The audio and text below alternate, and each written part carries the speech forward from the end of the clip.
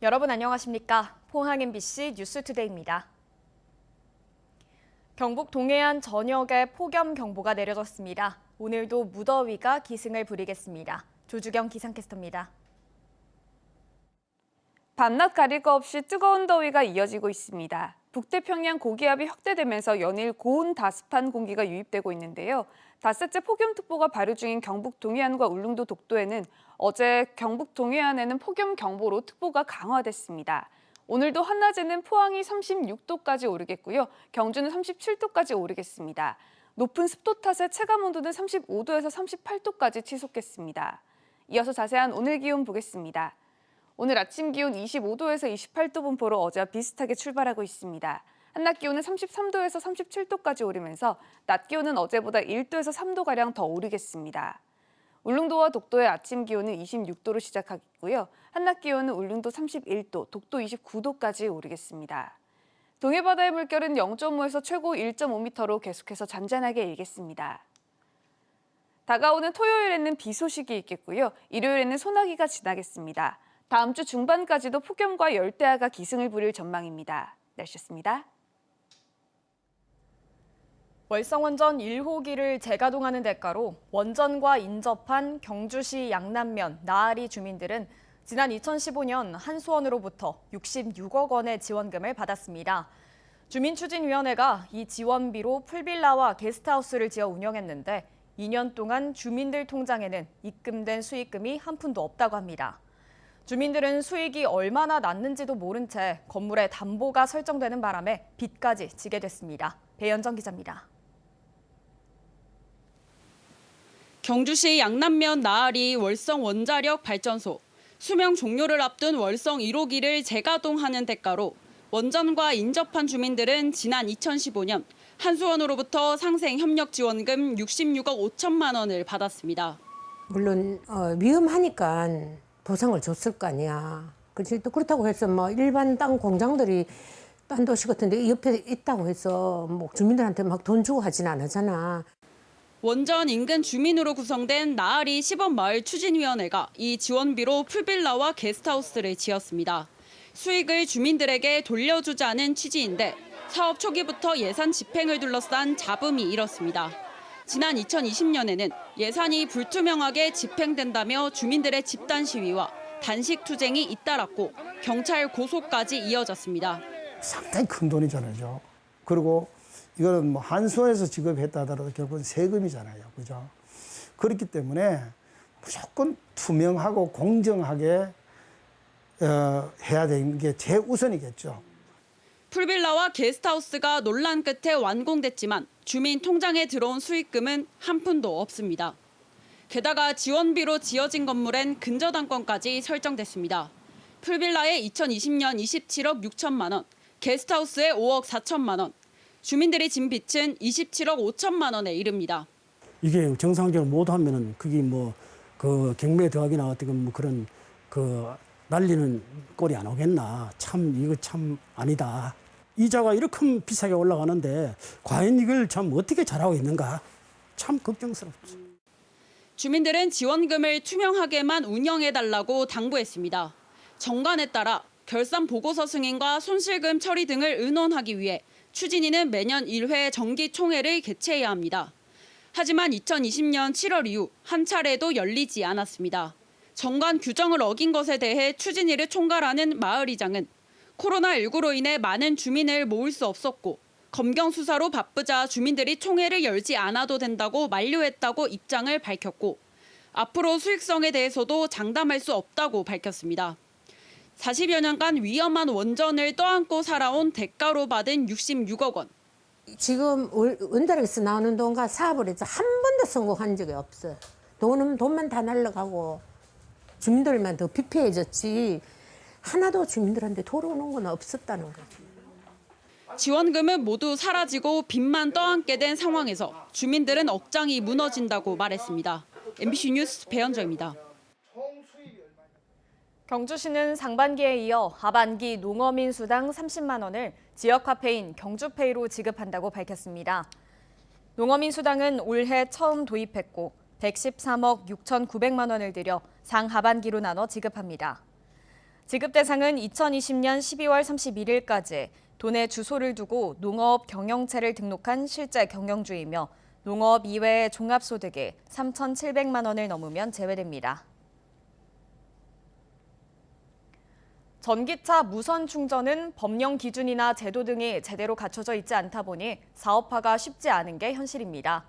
그래서 정부가 기업들이 실제 환경에서 검증해보고 부족한 부분을 보완할 수 있도록 규제 자유특구를 지정했는데요. 경북, 경산이 확정됐습니다. 보도에 양관희 기자입니다. 규제자유특구 3곳을 신규 지정합니다. 이번 7차 지정에는 9개 지자체가 총 14개의 특구 지정을 희망하였습니다. 새로 지정된 3개의 특구 중 전기차 차세대 무선 충전 규제 자유특구는 경산 지식산업지구에 마련됩니다. 이곳에서는 앞으로 4년 동안 3가지 사업을 합니다.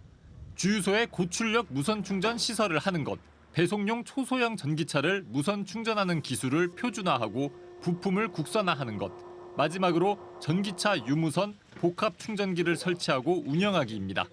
기존의 유선 완속 충전기에다가 무선 충전기 기능을 이제 연계시키게 되면은 이제 유선 충전기 따로 이제 설치하는 것보다는 비용이 굉장히 좀 아낄 수 있기 때문에 규제에 가로막혀 산업화가 쉽지 않은 이런 새로운 기술을 보다 자유롭게 연구하고 안전성을 검증해 산업화합니다. 나아가 법령상 기준이나 제도 등을 만들 수 있도록 근거를 마련하는 역할도 합니다. 전기차 무선 충전을 할 때는 이러한 전자파의 노출이 얼마 정도이니 이거는 규제에 만족하니까 상업화해도 된다라는 그러한 실증 시험을 저희가 진행할 예정입니다. 특구 기업으로 관련 업체 8곳이, 협력 사업자에는 대기업과 정부 출연 연구기관, 대학들이 포함됐습니다. 이 사업을 하기 위해서는 우리 특구에 이제 어떤 선도 기업들이라든지 이런 기업들이 이전을 해옵니다. 이전을 해오면은 이제 그 기업 유치라든지 일자리 창출에도 이제 기여를 할 수 있을 것 같고. 경산시는 지역 자동차 부품 산업이 전기차로 사업 영역을 확장하는 데에도 보탬이 될 것으로 기대하고 있습니다. MBC 뉴스 양관입니다. 정부가 심야 시간 택시 운행을 늘리기 위해 개인 택시 부재 전면 해제 등을 도입할 움직임을 보이자 포항 지역 법인 택시 업계가 반발하고 나섰습니다. 포항시는 택시가 과잉 공급되고 있다는 2019년 조사 결과를 바탕으로 꾸준히 택시를 줄이는 감차를 추진해 왔는데 법인 택시 업계는 이런 상황에서 부재를 해제하는 것은 모순이라며 반발하고 있습니다. 포항은 개인 택시 5부제, 법인 택시 6부제를 적용하고 있는데 만약 정부안이 적용되면 개인 택시 기사는 지금보다 영업일을 더 늘릴 수 있습니다. 천혜의 경관을 자랑하는 포항 월포해수욕장에서 내일까지 월포 락 페스티벌이 무료 공연 행사로 펼쳐집니다.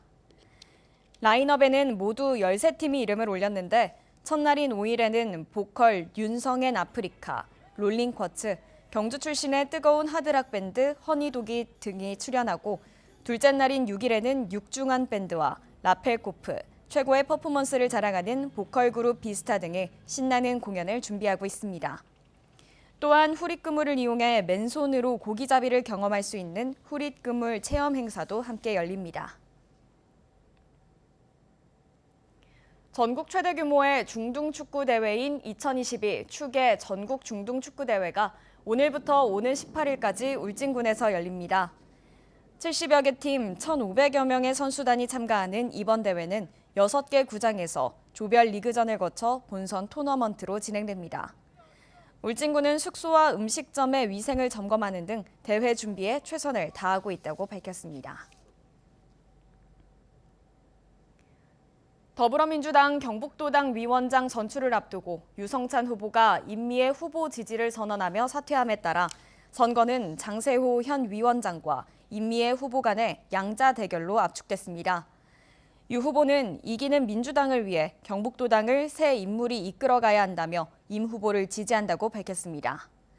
민주당 경북도당은 현재 권리당원을 대상으로 온라인과 ARS 투표를 진행 중인데 오는 6일 대의원 대회 현장 투표 50%를 더해 위원장을 선출합니다. 한국은행 포항본부는 추석을 앞두고 임금 지급이나 원자재 구매 대금 결제 등으로 운전자금 조달에 어려움을 겪는 중소기업에 금융기관을 통한 추석 자금을 지원합니다.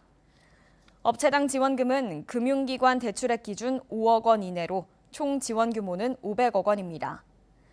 지원 대상은 경북 동해안 지역 소재 중소기업으로 만기 1년 이내 운전자금 대출이며 신청은 오는 8일부터 9월 8일까지입니다. 대구와 경북이 수입한 품목 가운데 절반 이상은 수입 공급망이 취약한 것으로 평가됐습니다. 한국은행 대구경북본부가 지난해 대구와 경북 수입 품목을 조사한 결과 전체 3,033개 품목 가운데 56.5%인 1,713개 품목의 수입 공급망이 취약하다고 밝혔습니다. 지난 2015년 51.5%와 비교해 5%포인트 증가했습니다. 국가별로는 중국이 49.3%를 차지했고 미국이 12.1%, 일본 11% 순이었습니다. 가공 단계별로는 중간재 비중이 71.8%로 가장 높았으며 품목별로는 2차 전지와 자동차 부품 등 대구와 경북의 신성장 산업과 관련이 높은 품목 다수가 취약한 것으로 평가됐습니다. 경상북도는 어제 경북산림환경연구원에서 무궁화 우수 분화 품평회를 열고 오는 9일까지 전시회를 갖습니다. 올해 품평회에는 경북도 내 13개 시군과 산림환경연구원에서 가꾼 무궁화 분화 117점이 출품됐습니다. 경상북도는 품평회에서 선정한 우수 작품을 오는 10일부터 15일까지 충남 보령에서 열리는 산림청 주최 무궁화 우수 분화 품평회에 출품할 예정입니다.